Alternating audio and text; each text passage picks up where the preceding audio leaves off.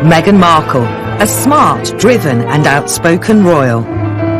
Meghan, the Duchess of Sussex, is a tour de force. On her 40th birthday, she has worked her way really from the bottom all the way up. From an early age, she set about making her mark on the world and appeared in this remarkable television interview on the Nickelodeon channel. Write letters and send them to the right people, and you can really make a difference. In 2018, she shook up the British royal family by marrying the nation's favourite prince. I think she saw herself as an equal to everyone in the royal family, and I think that she made that quite apparent. But she left almost as quickly as she arrived. She thought, I really don't think I want to keep doing this if it has to be done in the way the royal family want me to do it. Famously, Meghan has not been afraid to speak her truth. She found that she was constrained by traditional royal protocol, and it was made out that she was this very difficult figure behind closed doors. Critics believe she's turned Prince Harry against his family, and that history is repeating itself.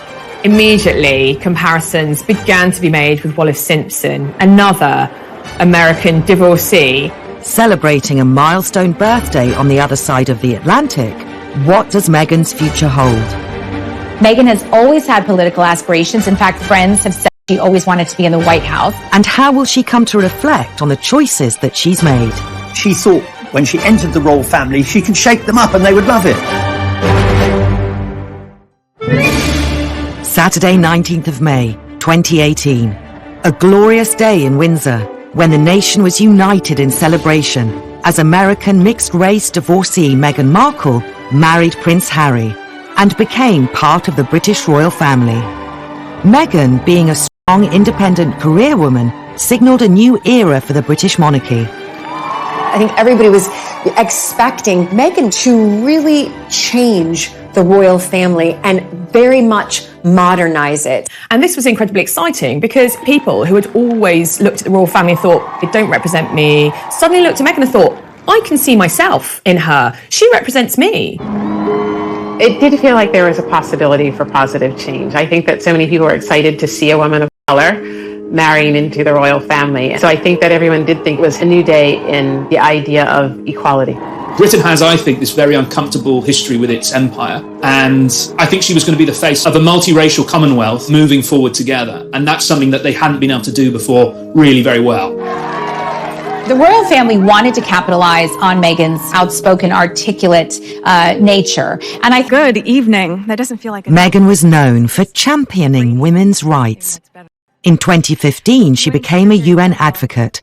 And when she appeared at their women's conference in New York, she gave a rousing speech. I am proud to be a woman and a feminist.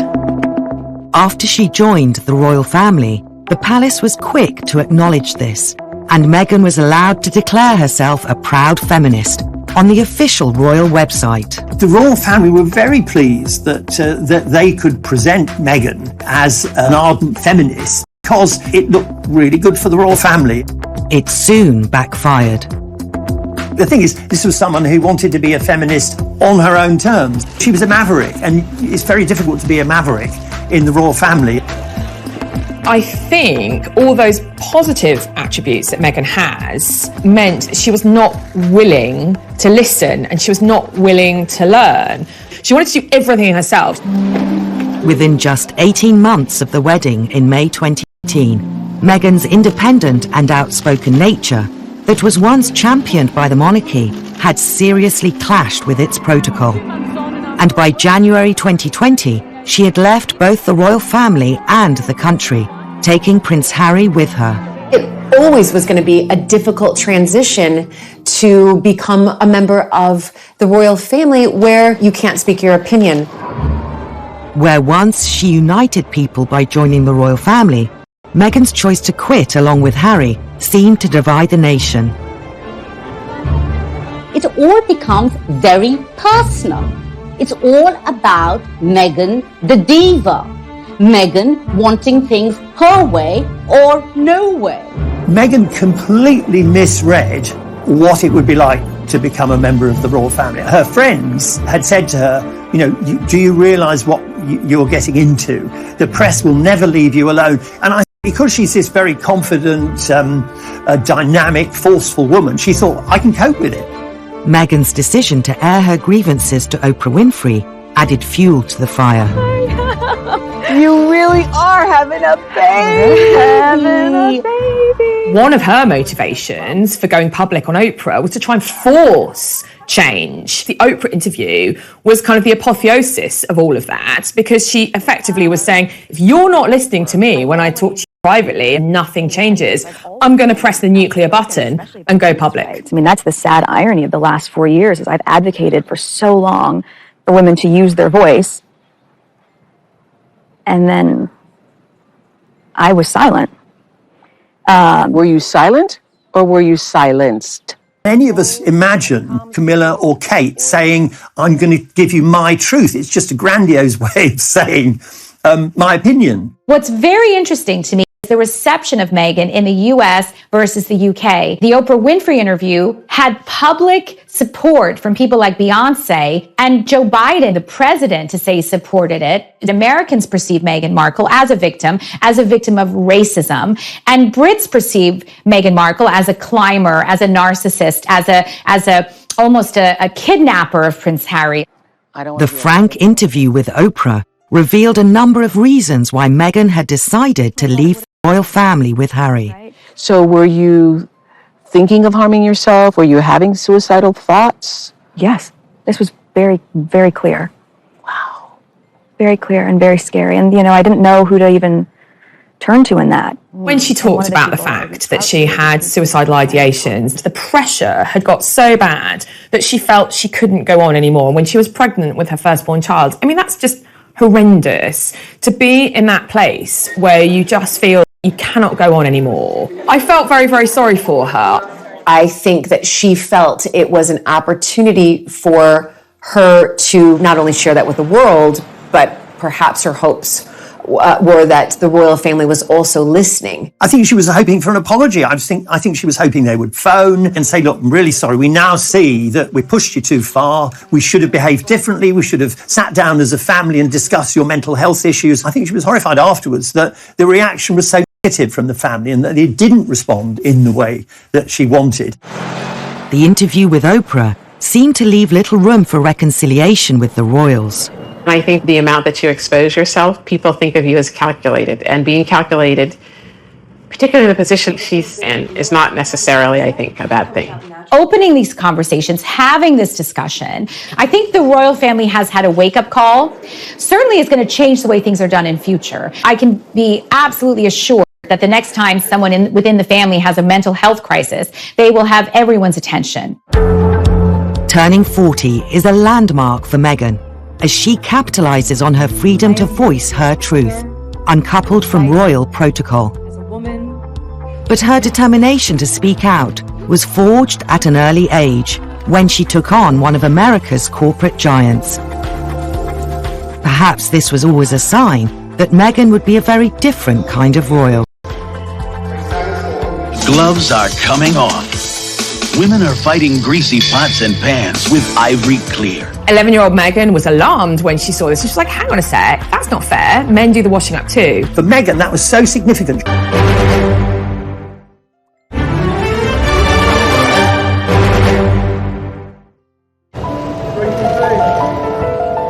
As Meghan Markle reaches her 40th birthday, her relationship with the royals has divided the nation. Perhaps it's no surprise her early home videos suggest that her personality as an outspoken, independent woman has been there since childhood. Even a substantial American corporation was no match for the 11-year-old Meghan Markle. Meghan had her first success in challenging sexist behaviour. There was an advert for washing up liquid, and the tagline was, "Women are fighting greasy pots and pans." The gloves are coming off. Women are fighting greasy pots and pans with Ivory Clear. 11-year-old Meghan was alarmed when she saw this. She was like, hang on a sec, that's not fair. Men do the washing up too. So she wrote to Procter & Gamble and said, this isn't fair. Can we get it changed to people? Why shouldn't it just be everybody should be using these cleaning products? Don't put the woman in the box that she's just, a stay-at-home housewife. She also contacted even Hillary Clinton who at the time was First Lady. And they changed it to People Are Fighting Greasy Pots and Pans. She was interviewed by Nickelodeon News and became quite the star. If you see something that you don't like or offended by on television or any other place, write letters and send them to the right people, and you can really make a difference. You can kind of see her, like the first kind of taste for stardom, maybe. I mean, although you look at her and she's just such a really serious, solemn schoolgirl who was standing up for what she thought was right. And I think that shaped a young Meghan to become the woman that she is now, someone who is used to getting what she wants, someone who is used to speaking out for what's wrong and speaking up for what's right. For Meghan, that was so significant. She thought, I'm a little girl, nobody knows who I am, and the world has changed as a result of my actions. That has stamped her for life. Meghan was born Rachel Meghan Markle on the 4th of August, 1981. And she grew up in Los Angeles with her mother Doria and father Thomas. Both parents were influential in moulding Meghan into the determined woman she is today. But it was her mother who had the most impact. Doria was quite free-spirited, was also a very practiced yoga teacher, as well as a social worker. And so that kind of ethos of helping others was manifest from Meghan in an early age. Doria pushed this idea from Meghan's earliest years that you can do, if you believe in yourself and you work hard and you're really determined, you can do whatever you want. Principle for Meghan's whole life. But the American dream of being able to achieve anything you want is not top of the priority list for the British royal family, which brought Meghan into conflict with them. You can't really be anything you want to be or do anything you want to do or say anything you want to say. Your duty is to the Queen. And I think that's very difficult for somebody like Meghan to switch that American dream, if you like, off and be told, right, so now you just have to do what we say. Difficult. As she grew older, Meghan's nature was shaped more and more by her experiences of the world. When she's growing up, she's also exposed to international issues of poverty and deprivation. Her mother takes her, for instance, to Jamaica and to Mexico when she's still quite young. And there, Meghan sees for herself the poverty on the streets, the inequality. I think she began very quickly to think, I can do a lot of good. All Meghan's talk about wanting to help the underprivileged stems from these trips around the world where she saw the underprivileged at a very impressionable age. She also volunteered at a soup kitchen in Los Angeles, and Doria brought her daughter up to always ask what she could do for other people. Rather remarkable in terms of her devotion to public causes, what she thinks is wrong. And from a very young age, she's encouraged to stand up for her beliefs. Her father, Thomas Markle, worked in the TV business and was a successful lighting director on the Emmy Award-winning sitcom Married with Children. It was Thomas who encouraged Meghan to take up acting, and she was an extra in this episode set at a school disco. Hey, listen, Kelly gets that jeans gig and we'll call it even. Nah, it's okay. She was the apple of his eye, and they were very, very happy. Even when he and Doria separated, they kept on very good terms for the sake of Meghan. And in fact, Meghan lived with her father, Tom, for a number of her teenage years. He paid for her to go through private primary and then private secondary school. He also helped pay for her to go to university. In 2003, Meghan graduated from one of the leading universities in America, Northwestern in Chicago, with a bachelor's degree in theatre and international relations. Then she turned her attention to acting. After a series of small parts, in 2011, she landed a significant role in a glossy new law drama, Suits. Her character, Rachel Zane, featured in the first 7 seasons of the show, which went on to take control of everything she did. I think Meghan has always looked at every opportunity and seen how she can rise. While she was filming Suits, we know that she was very outspoken about what she was wearing on telly so that it wasn't over-sexualized. She wanted to be portrayed on TV as this strong woman character, not as a sex symbol. Her character became very popular, and she knew then that she had the power to have a voice. And at one point, she felt comfortable enough in her popularity and power to be able to say, I don't want to have any more scenes where I'm wearing just a towel. She saw that as being gratuitously sexist. She insisted that the character not be so raunchy and be more in control of her life. What's very characteristic of Meghan is to take something and to try to change it. And we know that's what she tried to do with the royal family. As well as celebrating the role of her dreams, 2011 was also the year Meghan married her first husband, Hollywood producer Trevor Engelson. With Meghan living and working in Toronto, and Trevor based in California, they soon drifted apart. By 2013, they had divorced. 3 years later, through mutual friends, Meghan met Prince Harry, and by November 2017, they were engaged. As the wedding drew closer, the British press asked more and more questions of the soon-to-be married couple, with an intensity Meghan hadn't known before.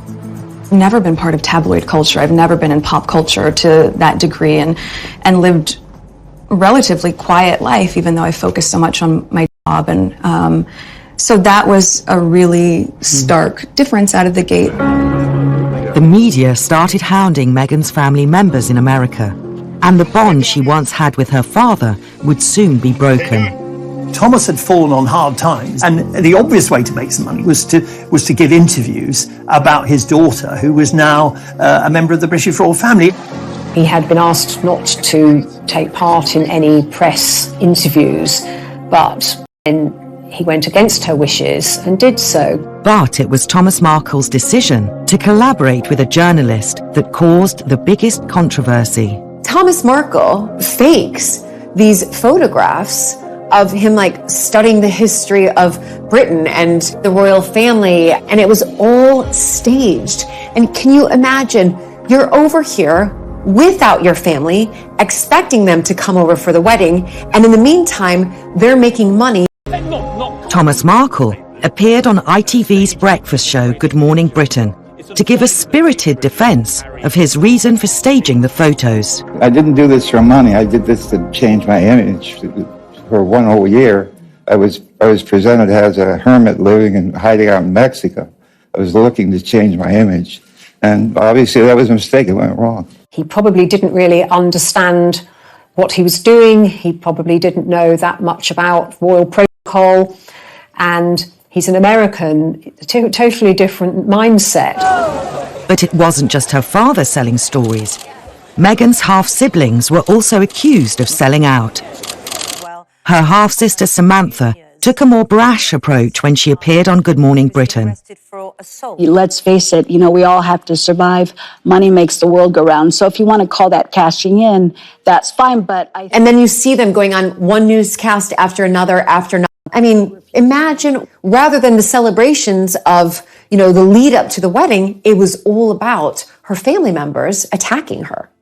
It's very, very difficult to have people turn on you and negative things being said about you. So I feel very sorry for her. And I think that's a very tough road to be in, because you expect your parents to be supportive of you and to be your rocks rather than to be your detractors. It was reported that Meghan felt betrayed. It's also believed that she has not spoken to her father or siblings since. Her mother Doria was the only family member to attend the wedding. Harry famously said, now she has the family she never had, which caused great upset with the Markles at the time, not surprisingly. Regardless of her family troubles, after the wedding, Meghan settled into royal life. But it wasn't long before stories emerged of conflict in her new family. It's not given that just because you're sisters-in-law, you have to be singing from the same hymn sheet. The cracks began to show because they are very, very different.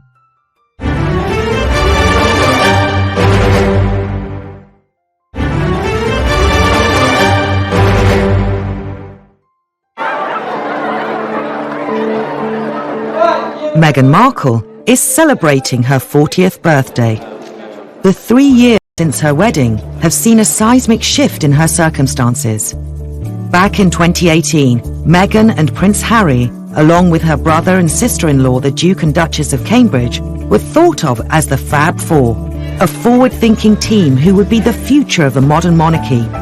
Leading the charge were Meghan and Kate Middleton, who on the surface appeared to be best of friends. Kensington Palace, of course they'd be besties.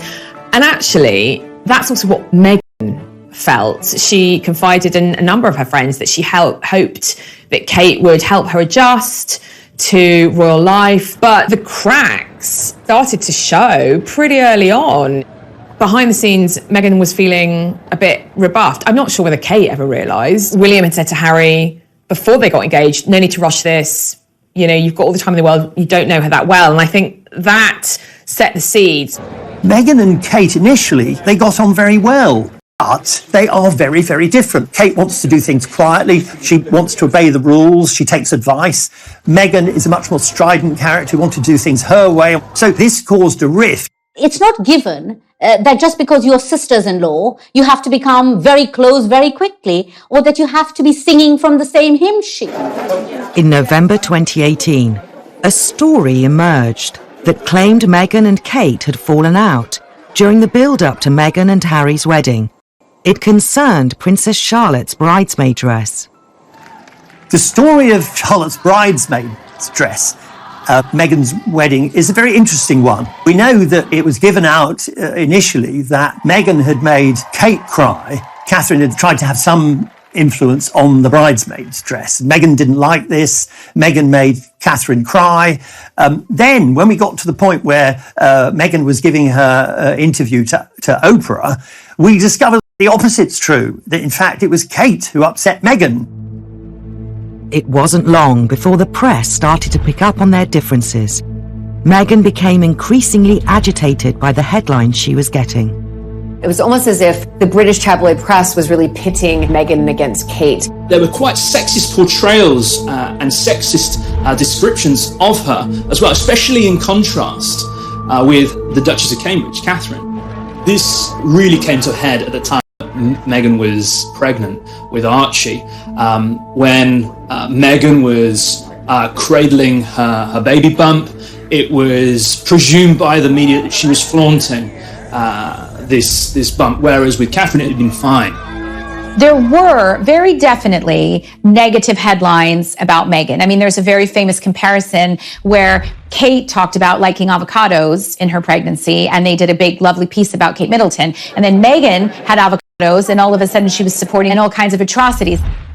The article claimed that the huge rise in popularity of the fruit and the large sums of cash farmers were now making in South America had led to extortion and kidnappings, and in turn, therefore, Meghan was contributing to this.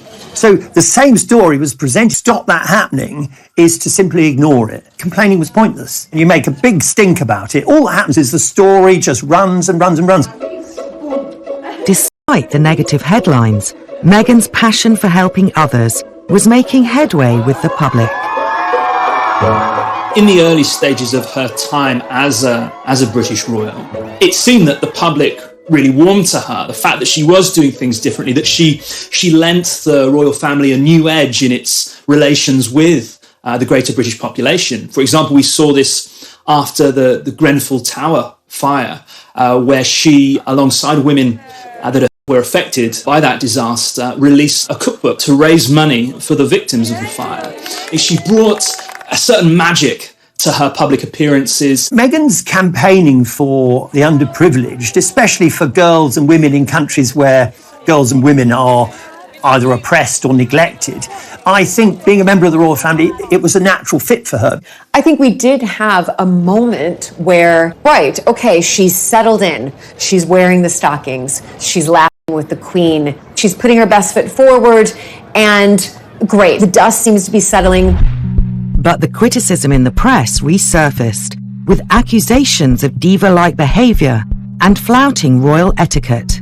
Initially, it was for relatively harmless, very small things. For example, she broke protocol by walking ahead of Harry at one event. It was almost as if everything that Meghan did was magnified to the point if she opened up a car door for herself, it was like, oh my gosh, she's a real feminist. She's not following royal protocol and having somebody else open the door for her. She would have thought, well, these are just stuffy little pointless rules that the royal family have. She'd have just thought, well, why can't I open my own car door? What on earth's this thing to make a fuss about? In some ways, Meghan's wish or insistence to do things her own way highlighted how stuffy and out of touch the royal family are. She found that she was constrained by traditional royal protocol and that she couldn't do things in the way that she'd hoped to. And it was made out that she was this very difficult figure behind closed doors. So I think it was the perception around it of this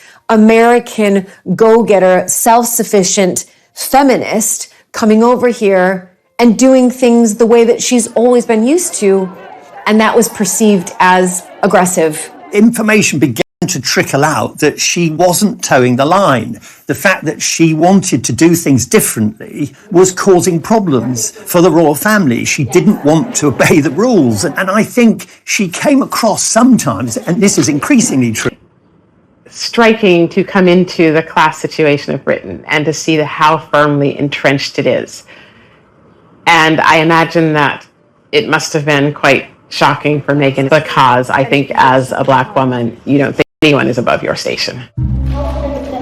Meghan was then accused of getting involved in politics, a move frowned upon in royal circles. We see how Meghan, both in Fiji, for instance, as well as in Wellington, New Zealand, rubs shoulders with politicians like the New Zealand Prime Minister, and she talks about women's empowerment, and she talks about women's suffrage. Of course, royals traditionally never do that. I think it began to go wrong when Meghan made it clear that there was a political element to her interest. And I think that began to make people feel in the royal family that she was perhaps, just going a bit too far, because they just don't want to politicise these things, because traditionally, and quite rightly, the royal family has stayed out of the political arena. Some of the stories written about her couldn't have been further from the truth. They presented this story as a rags to riches story. Meghan, like Cinderella, had started off at this terrible place, and now she was living in a palace in London. And Meghan quite rightly complained and said, actually, Compton was about 15 miles from where she really grew up. She grew up in a middle-class suburb.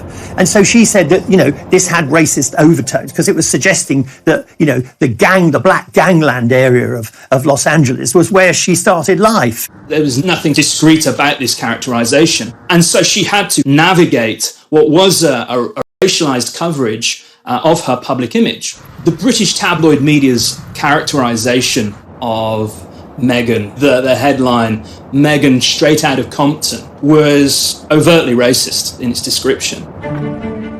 Despite the negative press coverage throughout the winter of 2018 and early 2019, Meghan was still well thought of by the public.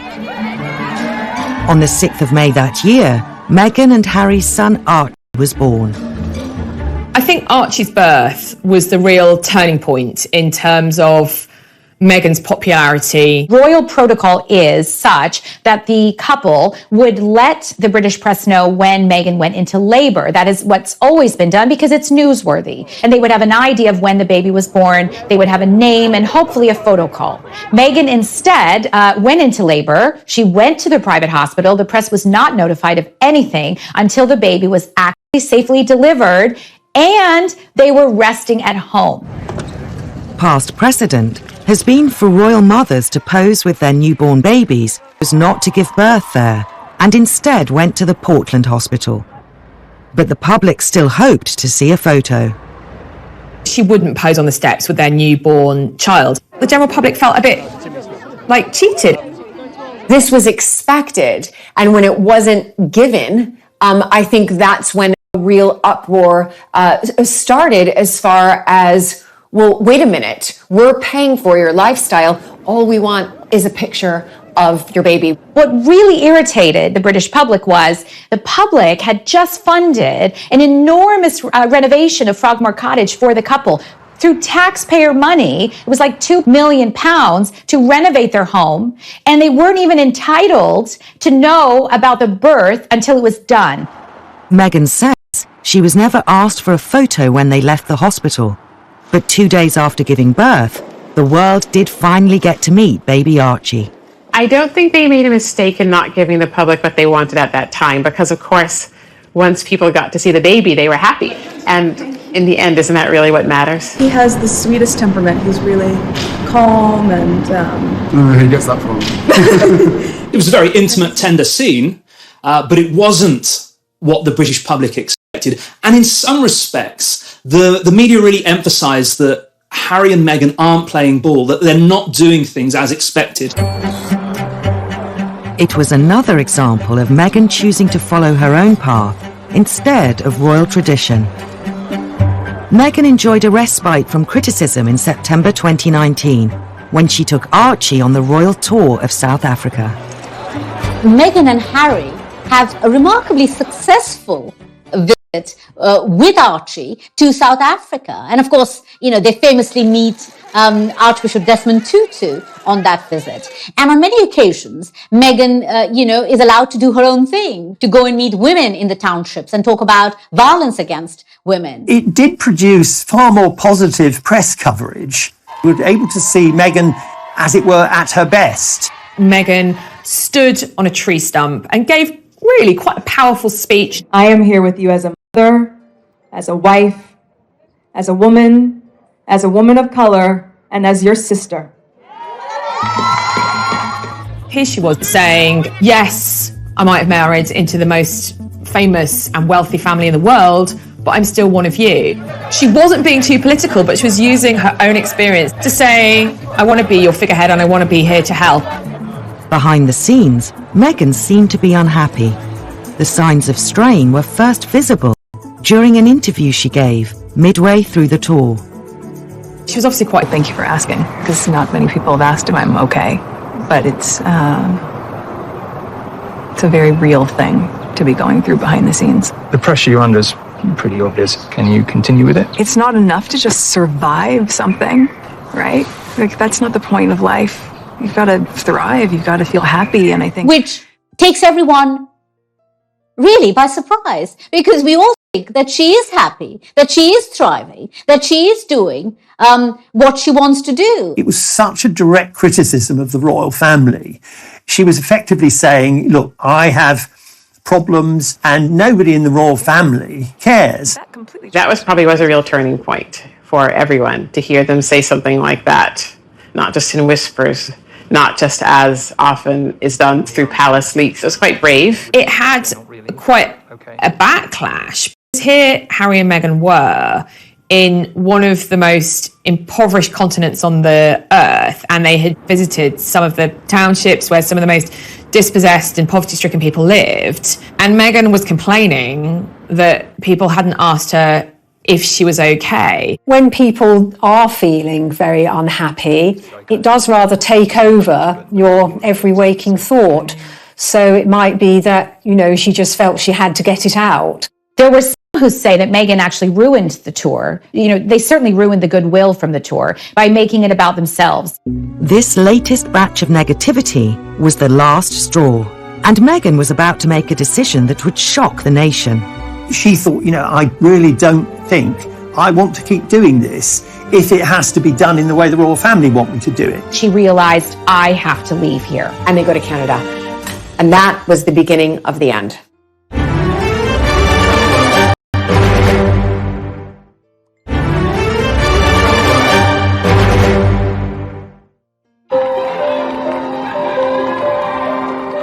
When it became clear that Meghan's personality might not be compatible with the British royal family, her only option seemed to be a break with tradition. This wasn't the first time an American divorcee rocked the British monarchy by seeming to steal away a beloved royal. The appearance of Wallis Simpson on the arm of King Edward VIII in the 1930s led to his abdication, as he chose love over duty.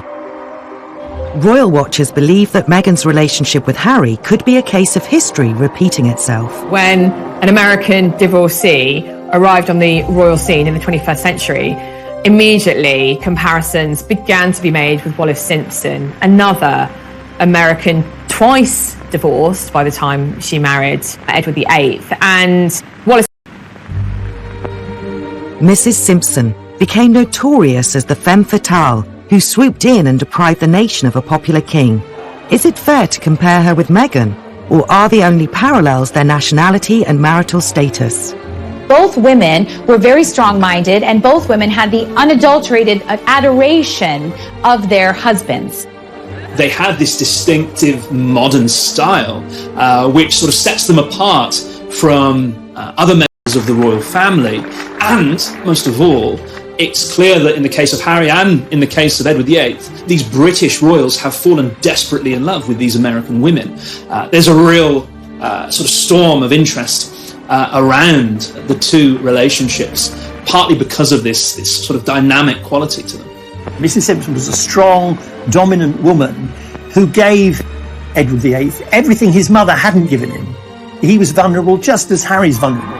If a man who's not very decisive meets a very decisive woman, or the other way round, they often get on very well because one makes the decisions and the other one goes along with it. So Meghan and Harry, they work because Harry is quite a vulnerable person. He's only lived in this gilded cage. He's not very worldly. Meghan makes things happen. Meghan makes the decisions. Even Harry said, famously, what Meghan wants, Meghan gets. That's, as it were, coming from the horse's mouth. As Wallis Simpson had learned to her cost decades earlier, the British don't always warm to an outsider who causes disruption in the royal household. Edward was British property, if you like, and Harry was also seen as British property. Anybody foreign coming along and stealing them away is bound to be viewed with suspicion. However easy it is to compare Wallis and Meghan, their personalities and ambitions seem vastly different. Certainly British history has always depicted Wallis Simpson as the villainess, the American who spirited away the king, who gave up his kingship for love. What a mistake he made. Was he ever happy? You know, outcast from his friends, from his family. I mean, he came back to the UK a couple of times, but I don't think Wallis ever was allowed to darken the shores of England ever again. And so inevitably there's a rather simplistic and cliched wish to shoehorn Meghan into that same role. Wallis Simpson seemed not to have drive to be anything other than rich and famous. And I feel that Meghan wanted to work. She's wanted to work, she wanted to have a career, and she has adapted her career to suit her skills, her talents, and also the position that she's in, which I think is evidence of her respect for her husband's family. She's some of the things that she's done and some of the things she's believed in a way that would be respectful of her husband's family, which I think is extremely admirable. While Wallis and Edward were effectively sent into exile by the royal family, in 2020, Meghan and Harry took control of their own lives and relocated to Vancouver. The move shocked not only the media but also the royal family. Initially, the Sussexes shared the same ambition as Edward, to pursue royal duties while living away from Britain. Originally, Edward had wanted to have a more dynamic role as a representative of the royal family abroad, living in the USA or living in Europe, but his brother, George VI, the new king, and the king's courtiers denied him that more dynamic role. Occasionally he'd pop back up, he'd write a series of newspaper articles talking about his earlier life, talking about the abdication crisis. That made him a bit of money, and then he sort of disappeared again. In the case of Harry and Meghan, they now exist on the periphery of the wider royal family, and yet they've embraced new dynamic roles. They want to do things for themselves. They want to make their own money. They want to embrace new philanthropic opportunities and promote new causes. At first, moving to Canada seemed perfect. It was familiar to Meghan from her years filming Suits, and as part of the Commonwealth, it was an ideal place to represent the royal family. One of the reasons that Meghan and Harry first went to Canada is because it's a Commonwealth country. And remember, when they were in Canada, this is when the negotiations were starting. Right, we're in a Commonwealth country. We want to make this work. We want our privacy, but at the same time, we want to become financially independent. But we can still serve the Queen and do our duty to the Queen by staying in a Commonwealth country. And I think that they thought they must have had a good shot at it. It was given out that, they wanted to protect Archie from presumably press, from all the tensions in the family and from press intrusion. But I think to royal watchers, it looked very much like a temporary arrangement and something that hadn't been thought out. I think they had reached the point where they had decided that being a royal wasn't going to really work. They wanted to get away from the press intrusion. Now he had a child, he was determined that he was going to protect his son and also his wife. And obviously it was a joint decision for them to go. They went to Canada to decide what they were going to do next. The press dubbed the move as Megxit and seemed keen to lay the blame for the couple's departure at Meghan's door. Meghan was portrayed. It was all her decision. She was forcing Harry to do that. That was massively simplistic. It was a decision taken by both of them. She was offering him a better way of doing things, a different way of doing things. And he decided that for the future of his family, he would take that with both hands and run with it. So I think it's massively sexist, actually, to blame this all on Meghan. The seeds were already there. Harry wanted out. Meghan just gave him the reason and the mechanism for doing it. Megxit. It makes it sound like she is the reason that they exited. Look at the name, Megxit. But we know from, speeches that Harry has given, he has said, and very adamantly, I made the decision for my wife and son to leave. I made the decision for them.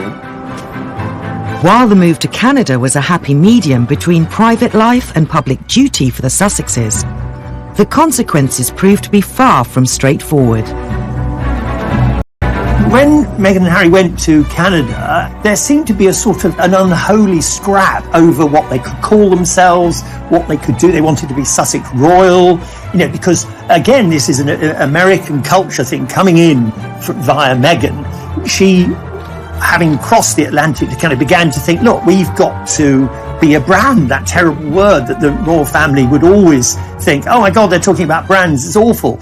So they wanted to be Sussex Royal. Then told they couldn't be Sussex Royal, they couldn't use that, and they couldn't be HRHs. It was the royal family again saying to them, because clearly Meghan and Harry hadn't checked, you can't just carry on with the titles that you had when you were working members of the royal family. Any form of commercial venture risked bringing the monarchy into disrepute if it didn't fit with, if you like, the monarchy's remit of public operations back in Britain. So I think Harry and Meghan wanted to exercise more freedom. Their way of doing that was moving away from Britain, moving away from the royal family, essentially resigning from the firm. I think when they went to Canada and they discovered the Canadians didn't want to pay for their security and the Duchy of Lancaster didn't want to pay while they were there, I think they were both upset and astonished. And when Meghan and Harry gave the impression that they were hard done by, again, this produced a lot of negative press coverage because, they have a great deal of money. Apart from not being given the security, they had to repay several million for the refurbishment of Frogmore Cottage, where obviously that had been paid by the taxpayer, so suddenly they had to pay that. And I don't think Meghan made with Harry to retain their royal status while enjoying personal freedom. They hadn't reckoned on the Queen's strict devotion to the rules. Being half in and half out of the royal family would never be an option. We've seen it time and time again in the royal family. It's difficult to have love and duty work simultaneously together, right? Very, very difficult. And I think, obviously, that is what Harry and Meghan wanted in their negotiations with the Queen, was this love and duty sort of synergy. We can make it work. And the Queen put her foot down and said, no, it's either love and you step down, or it's duty and you stay on. Having failed to find an ongoing royal role, the next logical step for Meghan was to return to her Californian roots and take control of her destiny. Yet her next move with Harry caused an outcry almost never seen in the history of the monarchy. Some people might wonder whether or not Meghan may live to regret all of the revelations in the Oprah interview. Oprah herself said later she was surprised that Meghan said some of the things that she did.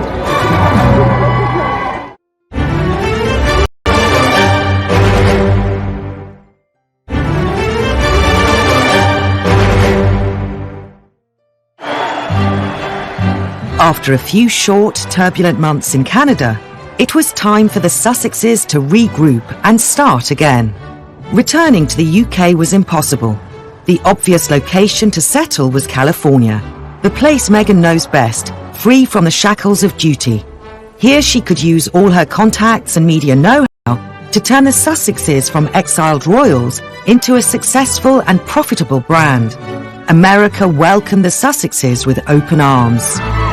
There's this very determined, forceful woman who wants to make as big a splash and probably make as much money as possible as soon as she can. And so it's easier to do that in California with her connections than it would have been to do it in Canada. Also, I think the press reaction in America to this was that Meghan's come home, she's been badly treated by the British royal family.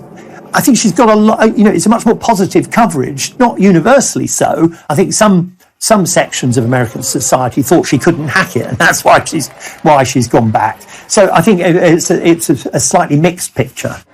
Many people who, in particular in America, who are royalists, they would have always wanted, especially one of Princess Diana's sons, to actually live there. So this isn't just any royal. This is Princess Diana's son. She was on the cover of People magazine 57 times, right? The most out of any other person in the world. So his American wife, his half American, half British son, in one sense was just like too good to be true. No time was wasted in striking new deals and branching out into previously forbidden territory. But they now faced competition from the myriad of Hollywood A-listers with causes to promote. So Meghan and Harry have been busy since they moved to California. They've struck a number of deals. We know Netflix, they had a podcast, a deal with Spotify. Meghan's had a children's book released. Harry's taken on a job in mental health, sort of coaching at a big startup in the Silicon Valley. They have done a lot of things. However, none of them will ever have the attention of the world the way, say, their tour of South Africa did, the way, say, their wedding did. They will not be meeting with of state. They will not be having a global platform from which to have a voice. Yes, they have a charitable foundation, but so do a lot of celebrities. And they're now celebrities. There is no way that they won't have keenly felt the difference between being a celebrity and being a royal. They're not in the same league. The glare of publicity was still firmly trained on the former royals, at a level far greater than Meghan would have experienced during her acting career. Because of the royal brand, they can get all these multi-million-dollar deals. But the problem with that is that they have to keep reminding everyone that they're royal. And to do so, that means giving more and more away. They have to talk about more private moments. Harry and Meghan have consistently argued that they don't have sufficient privacy, that their lives are difficult and burdensome because of the glare of the media's limelight. Then they go to the US, this narrative continues until they suddenly open up about everything by agreeing to an interview with Oprah Winfrey. And suddenly this idea of privacy completely goes out of the window. They are instead opening up very publicly, in the most public of fora, knowing that millions of people around the world are going to tune in to see and get a glimpse of the inside story behind Harry and Meghan's separation from the House of Windsor. Any hope of living a quiet life ended in March 2021. In the now infamous Oprah Winfrey interview, Meghan made shocking claims of being silenced by the royal institution. There was something Oprah said which I found absolutely astonishing in the interview. She asked Meghan, were you silent or were you silenced? Were you told to keep silent? How were you told to handle tabloids or gossip? Were you told to say nothing? Everyone in my world was given very clear directive from the moment the world knew Harry and I were dating. But what I want to say about that is anyone who knows anything about the royal history, all the royals are silenced. None of them can say what they think. They can't go meet some head of state and then later say, I didn't like him. They're all silenced. That's why they're here. That's why they're in power. That's why they never got beheaded. They're all silenced, all of them. So for Meghan to be silenced is no different than how Prince William is silenced. Why is it okay for them not to be able to express an opinion, but not for her? It's difficult to really pinpoint why they did it. But I think one of the main reasons that most people can agree on is that they're angry. They're angry at the royal family and how Meghan was treated. And that's all coming out even after the Oprah interview. You know, some people might wonder whether or not Meghan may live to regret all the revelations in the Oprah interview. Oprah herself said later she was surprised that Meghan said some of the things that she did. I think the problem for Meghan is she was angry, she's upset. I think she thought when she entered the royal family, she could shake them up and they would love it. They would do things Meghan's way. And when that didn't happen, you know, and she came up against what she sees as the forces of reaction, it made her so upset that that interview was her way. And I think it was the only way she could see to get her revenge and put the case as she saw it. I think later on she'll think, you know, I shouldn't have burnt my bridges to that extent. I mean, don't forget, the only member of family that she really sees is her mother, Doria. She doesn't see any of her father's family. And Archie and Lilibet, grow up without seeing any of their cousins. I think perhaps she may regret being quite so public with that Oprah interview because that is there for posterity. That is there forever. Despite the damage caused to their family ties, there are glimmers of hope for a reconciliation. If in 10 years' time, we have a change of regime, we've got King Charles, the relationship between Meghan and Charles was once so good. I mean, Charles adored her. They had a lot in common, art, music. She used to go around to Clarence's house to have effectively history lessons with Charles on the history of the royal family. Both Meghan and Charles really enjoyed that. Charles is a real passionate historian. Meghan thirsts for knowledge. They had a really good relationship. Now that relationship's pretty much in tatters. Meghan seems intent on making the best use of her unique situation to raise her young family and ensure that her business ventures are successful. Had they remained members of the royal family, that would have been fine. They would have carried on doing all their good works. But now they've got that extra, their reputation has an extra spin. They want to be, and I think the aura around that will carry them a long way in all their financial dealings, their commercial deals. That will work. They're sort of the renegade royals, that actually counts for a lot.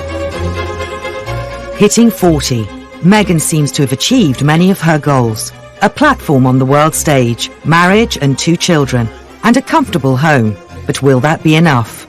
She doesn't want to go and be Mrs. Mountbatten Windsor, raising her chickens and growing her own organic veg.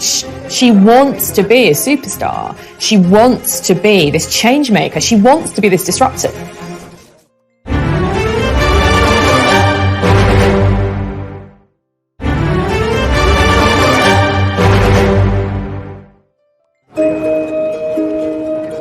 Now 40, Meghan's impact on the way we view the royal family remains a topic of intense scrutiny.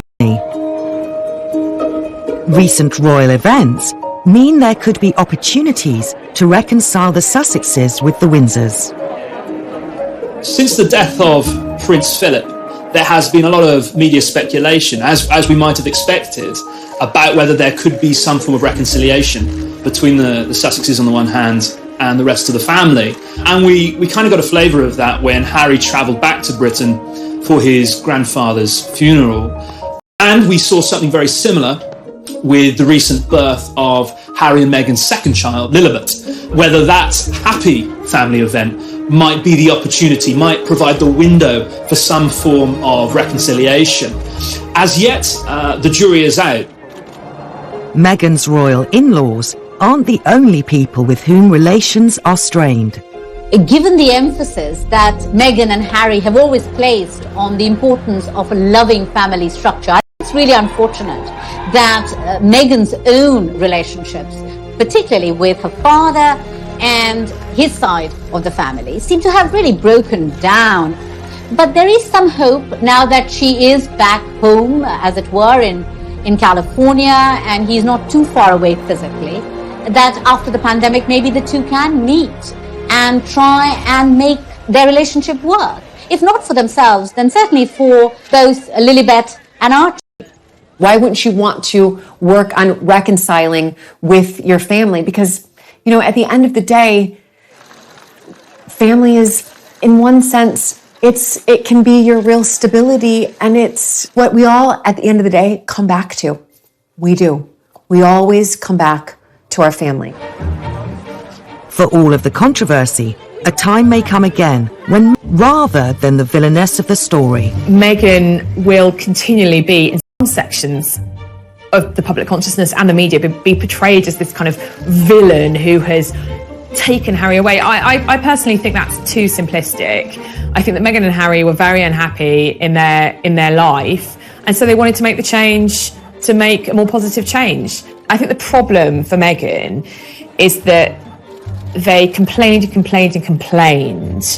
about intrusion, about privacy, but actually she didn't want a quiet life. She doesn't want to go and be Mrs. Mountbatten Windsor, raising her chickens and growing her own organic veg. She wants to be a superstar. She wants to be this change maker. She wants to be this disruptor. So to do that, you have to have a very high public profile. And to have that public profile, you have to trade in on those royal connections. And to do that will mean that she will alienate her in-laws even more. There's very little question in my mind that Meghan will be viewed as a villain. What you have to understand is that the British public really loves Harry. They don't want to see Harry as a betrayer. It's far easier to blame this other woman who's a foreigner, but a lot of people still believe that Harry will come back. A lot of people in the UK believe that Meghan and Harry will not be together in 10 years, and Harry will make his way back home.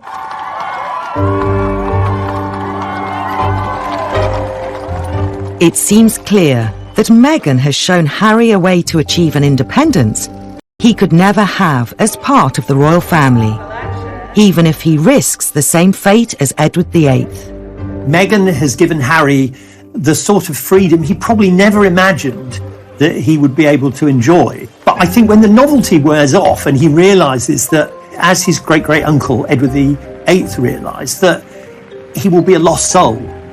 He does have a sort of nominal role in America, a nominal job, but it's very difficult to lead an ordinary life when you're Prince Harry.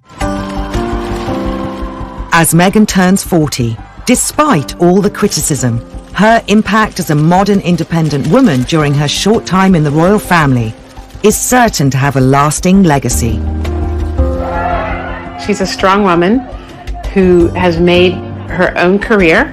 She's self-made, and she always had a philanthropic bent and an activist bent, and I think that's always admirable. She's a deeply impressive woman. When I met her, I really liked her. She is funny, smart, witty, incredibly glamorous, self-effacing, kind. She's all of those things. And she is, in some ways, a great role model for young women, and as a career way that anyone ever thought. One of the most positive outcomes of this whole Meghan, Harry divorce, as it were, from the royal family could be that the institution of the monarchy now takes a really close, hard look at many of the issues that have been highlighted recently about, the role of women, about being given freedom, about equality, and so on, and also about, of course, race. And perhaps if change needs to be made, now might be the opportunity to begin to do that. Meghan seems destined to continue her path as a force for change. The true extent of her powers remains to be seen, but there seems to be no doubt that the sky is the limit. I think at age 40 that Meghan has what appears from the outside to be an extremely nice life. She has 2 lovely, healthy children. She has a husband who seems to love her and who she seems to love. And she has an organization that she is building that is going to be able to accomplish some of the things that she seems to have been trying to accomplish for all of her life. I think what we're going to see from Meghan for her next act is going to definitely be something political. There have already been rumors because she met with California Governor Gavin Newsom not that long ago that Meghan is considering a run for something in the very near future. Meghan has always had political aspirations. In fact, friends have said she always wanted to be in the White House. That she's in her happy environment, an environment she knows really well. I think her determination that goes all the way back to her extraordinary childhood where she was able to persuade a huge company to change its policy. That's carried her through to age 40, and it will carry her through for many more years, because I think she sincerely believes that she can make a difference to people who are not in the sort of privileged position she finds herself in.